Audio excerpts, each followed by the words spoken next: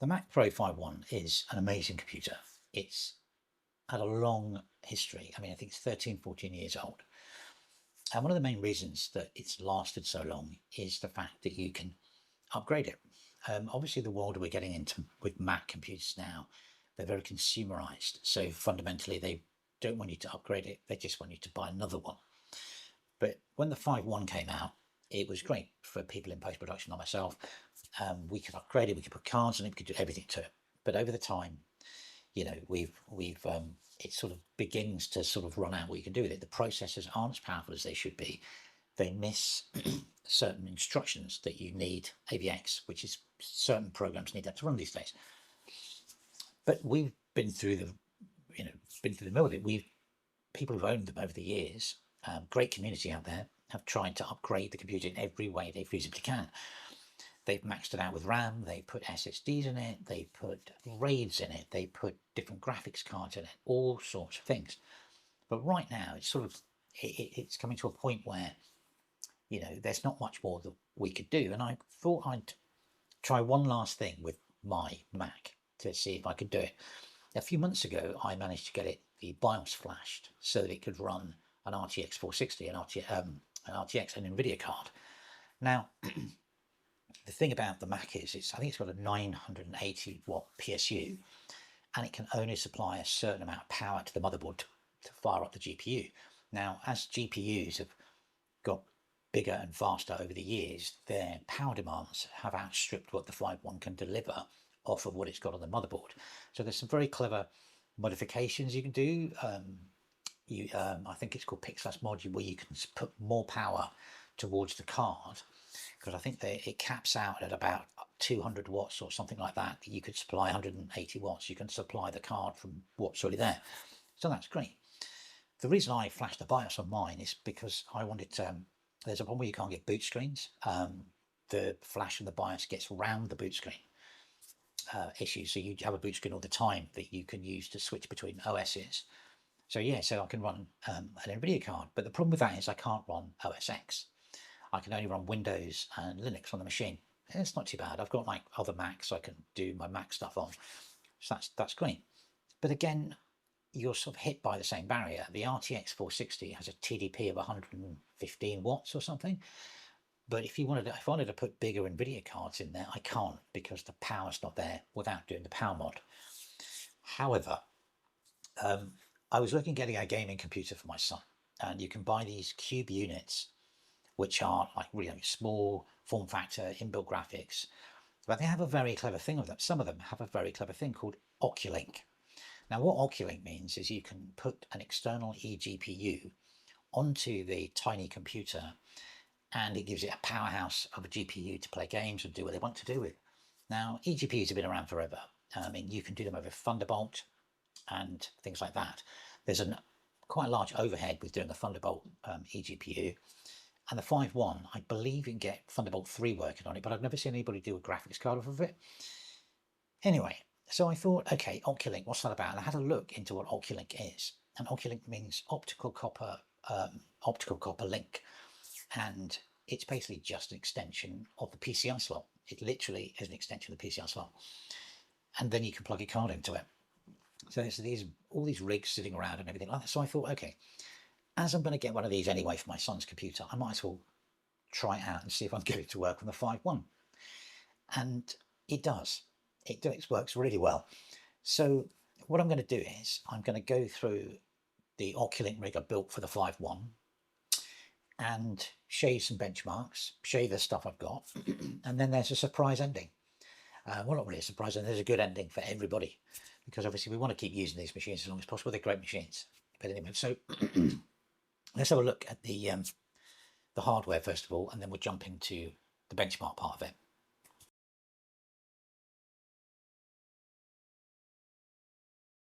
Okay, so what have we got here? This is standard PCIe times 4 adapter to allow you to put in a M2 NVMe. You can see there's the slot for it there, and then basically you put in your NVMe and off you go. Now you can now get NVMe adapters to OcuLink, and that's what I put in here and bolted down there. Now, if you go onto Amazon or eBay and you look around for these type of adapters, there are cards that allow you to put the OcuLink port at the back. Now, I was reading all the reviews and stuff that people have talked about, and a lot of them just don't work, but this setup does work. This card's really cheap, that's pretty cheap, and all this bit works. However, how do you get the OcuLink out to the eGPU? So I did a bit of research, and I came up with a bit of a solution. So I bought a card that had a serrated, I don't know if you can see that, bought a card that had a serrated back, not serrated back, had holes in the back, and then basically just snipped out to make my hole. So what I'm going to do now, I'm going to plug the OcuLink in so you can see it.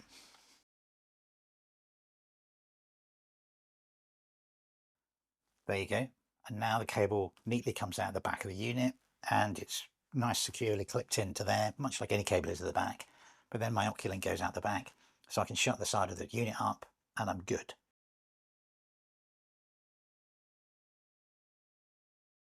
So I've just about got this in shot. Here's the eGPU. So I've got an RTX 460 here, 750 watt power supply here, but you can fit any size power supply. It has to be ATX or SFX. I've got a modular one. I recommend modular one if you do it, because then you've got a bit more control over the cable management. Obviously, you just want tons of cables coming out, and you can buy shorter cables if you want to make it really neat. There's a bar that comes out the back here to secure the card down. The OcuLink port is at the back, and at the front there's a power button. And this base plate here is by Minisporum, and that's what makes this all possible. You plug the card, there's a PCI slot there, put the card in, and then basically off you go. Power lead here, on-off switch at the back, put that in there. Now, the big thing is you need to turn this on before you turn the unit on. If you don't do that, it just won't connect.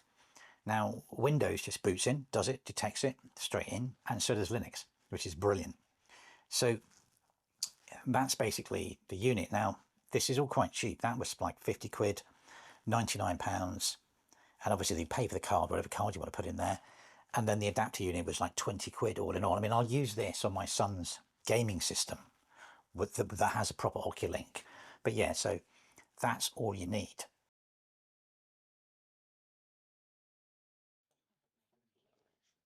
Okay, so this first one is Cyberpunk 2077. Top screen is what's coming out of the internal GPU, and the bottom screen is what's on OcuLink. Now, this is the default settings that, when you play the game. When you set up the game, this is the first stuff it does, the first setting it comes in. So it's 1080p, and you can see at the top one, it's sort of slightly ahead of the OcuLink, but not by a huge margin. It's a very demanding game, this. I don't know what it would do in 1440, but yeah, you can see it's sort of chugging away there at over 100 frames per second on those settings. So whatever those default settings are when you first launch the game, I don't know if it auto detects, but that's basically what it's coming up with. It's not bad though. It's not a huge, gigantic difference between the two of them. And at the end of this, I mean, there's some mega effects going on, and they use this to benchmark pretty much everything. There you go. Let's see what the final screen comes up with. Okay, so there is 109 versus internal on 99 external. It's pretty close.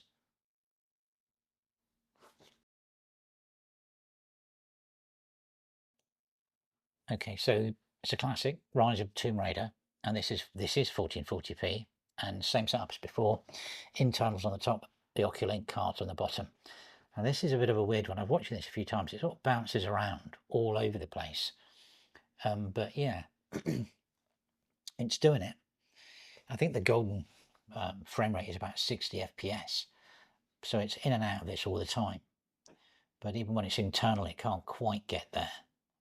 And this is the default settings it launched on when I launched the game. I mean, there is something to remember here. This is it's a PCI 2 slot. So normally you'd be playing in this card would be in a machine that had a PCI 4 slot. So it's got a lot more bandwidth to play with. So with this, it's sort of like it's trying to shuffle all this data over a much smaller connection. I mean, but at the end of the day, I mean, it depends on what you really want to do with these things. I mean, if I put this at 1080p, I'm sure this would be amazing and playable. It's just pushing the envelope. Obviously 4K, I would imagine, with this would be out of the question. But I mean, yeah, so it's not too different. It sort of peaks and troughs in different places, which is very strange. You can see it's about, I don't know, it's lagging there a little bit. Anyway, I'll just let this play through and then I'll sort of come back at the end when we see the final scores. There's lots of these black dips as it does the benchmark. I'm sure billions of you have watched this benchmark beforehand.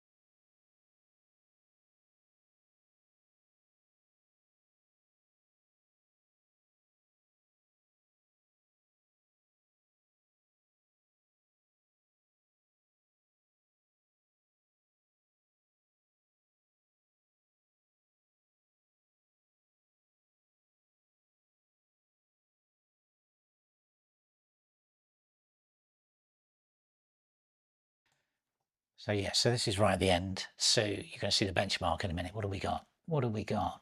Average 51 frames, 54. So internal's quicker, but you can see it's dropped frames on the bottom one. Okay, first of the AI test. This is Invoke AI. I'm going to get it render picture of the same prompt on both machines, and we're going to see how long it takes. I'm using Flux Dev, quantized version, with a LoRa on it as well. So here we go, speed it up.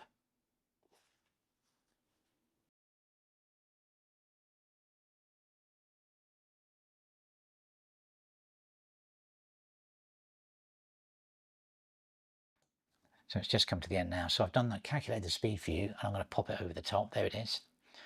So internal 3 minutes 38, external 3:55. So not, again, 20 seconds difference. It's not bad. It's not perfect, but it's not bad. By the way, this renders much faster on this than it does on Apple Silicon by miles. There's just not NVIDIA cards, are they?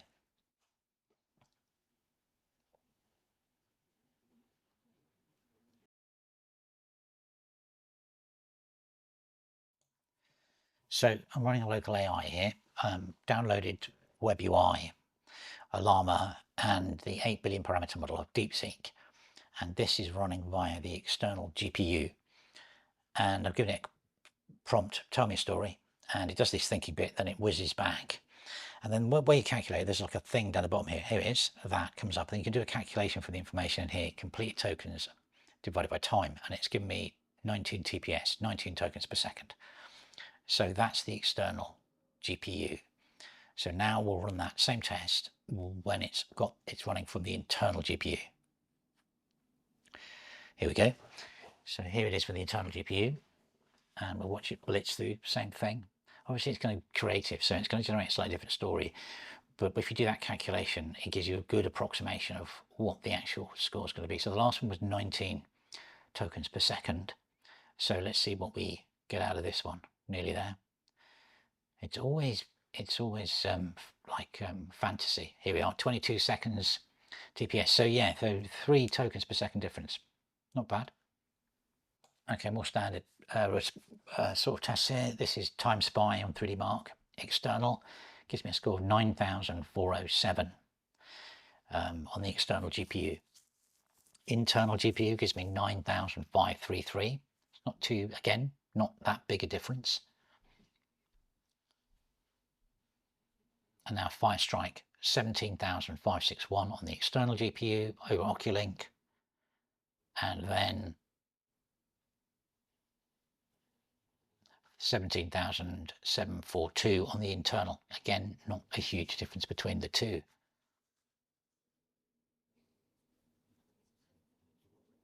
Okay, Firmark 1080p, external 7336, 122 frames per second. And now internal, same frame rate, and it scores what, 738? That's pretty close.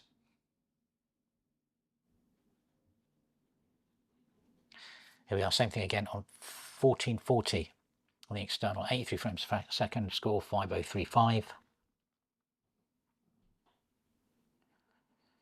Internal, that's quicker or slower? That's quicker. Anyway, they're pretty close.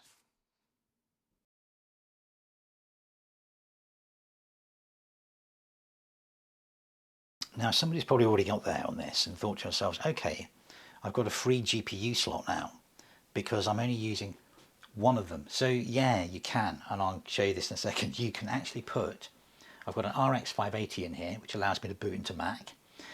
The next slot up is where the OcuLink goes, which is coming out to here, to the RX 460, because I'm using the original power supply. So the card's in there. So basically these two slots are the same speed. They're 4x4 or whatever it is, or 2x2, or I don't know, 16 channels or something. But these two slots are the same speed. So it's basically like having two graphics cards in the machine. Very, very cheap solution with two graphics cards. But it gives you all the latitude. Because now, so that's there. That's for OS X. This is for whatever I want. And basically, if I just pan the camera, all I do, I normally have these all populate with other drives. I just pull that drive, put another one in, so OS X is on one, Linux is on another, put the back in. Someone could probably engineer to do that with a boot manager. I just find it super simple because I can do clean installs on each one, pull the drive, put another drive back in. Now this has got one of those funky SSD type solutions on it, so you can open it, hope you see this, and put in a drive, plug that back in, and then put it back in again. Hope that showed up on the camera. It's a bit tricky to do all. But so yeah, so you can run multiple cards, and this gives you the opportunity with the machine to basically do anything you like.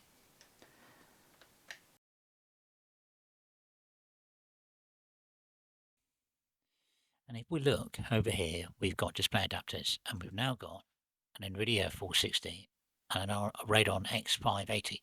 So this Windows setup I've got now is running the RX 580 as the display card, and the RTX 460 is just an additional card. Now there are some interesting benefits to this. I'll just show you. I've got OBS running because I'm recording this, so let's fire this up. If I go into settings on OBS, even though it's still running, hopefully this will keep going. Output. I can't change it now, but I don't only get the NVIDIA codecs, I get AMD's encoding as well. So let's have a look at something else. So here we're on Resolve. So if we go to Resolve Preferences, and we go to Memory and GPU, we now have NVIDIA GeForce RTX 460 here as a discrete card, the AMD Radeon R580 as the display card. It's got auto detected in GPU auto. I have no idea how this will work. I've no idea what it will do. I've not got this far with it yet. But let's have a look for the delivery codecs. What have we got down here? So I've got H.264. Let's just, have I got, let's try MP4. I've got AV1 now, H.264 and H.265. I don't have a drop down for anything AMD-ish. MP4, but that's interesting. I mean, you can see it's using both the cards. I don't know what it'll do render-wise. I don't have any media or material on here to do it. So yeah, so you can get two cards working with the Oculus Link on one card and another card internally. And the last part is, if you just pull the drive out, you can put OS X on it. And so you can run OS X on the RX 580. And because OS X doesn't care about the NVIDIA card, it boots into it and it's absolutely fine, just ignores the RTX card. So you could just power that down whilst you're using OS X, power it back on, and move over the HDMI cables, and then the 460 or whatever the external card can be your main card. You can configure it how you want, so you can run everything. You can run Linux and Windows with 2 cards, and you can run OS X on the RTX card, which you just leave on your AMD card, which you just leave in the body. And there you go. There's OcuLink Mac.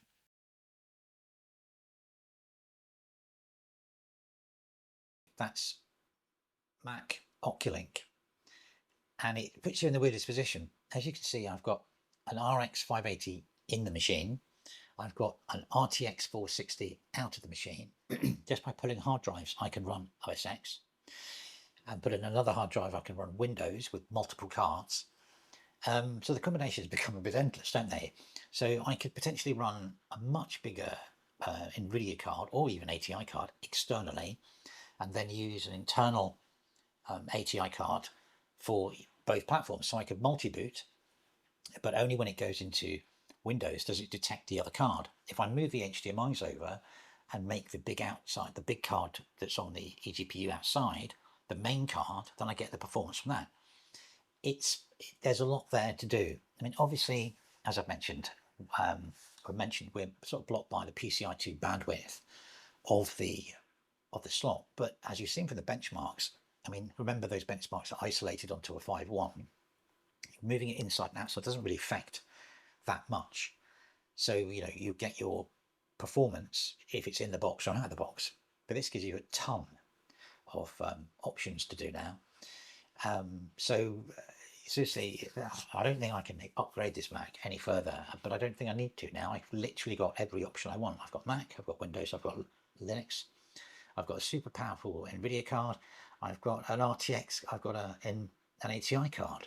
So with all those combinations, there's a lot that can be done. Anyway, thanks for watching.